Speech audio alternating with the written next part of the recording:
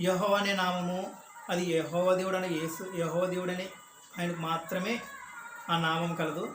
ఆయన పితరుల దేవుడిగా పిలువబడిన ఆయన పరమందున్న దేవ సింహాసీనుడై ఉన్న దేవుడని మీరు జాగ్రత్తగా గమనించాల్సిన అవసరం ఉంది. ఇశ్రాయేలుడు యెహోవా ఒక్కడే అని నమ్ముతారు. కాబట్టి ఇక్కడ ఈ వచనంలో రాసినప్పుడు ఇశ్రాయేలీయులకి ఈ లేఖనం తెలుసు. ఇశ్రాయేలుకి ఈ లేఖనం తెలియకుండా ఏం లేదు. ఇశ్రాయేలుకి ఈ లేఖనం తెలుసు కాబట్టి మరలా తిరిగి కొత్త నిబంధన గ్రంథంలో ఆ యొక్క సువార్తలు రాసేటప్పుడు అవి కూడా రాయటం జరిగింది. కాబట్టి వారు యెహోవా అని అనుకోవట్లా. యెహోవా అని అనుకున్నట్లయితే మత్తయి సువార్తలో యెహోవా అని అనుకున్నట్టయితే యేసుక్రీస్తు వారికి మత్తయి గారు యెహోవా అని రాసేవారు. అక్కడ మార్కు గారు యెహోవా అని అనుకున్నట్టయితే యెహోవా అని రాసేవారు. యోహాను గారు యెహోవా అని అనుకున్నట్టయితే యెహోవా అని రాసేవారు కాదు. కాబట్టి వాళ్ళు అలా రాయలా.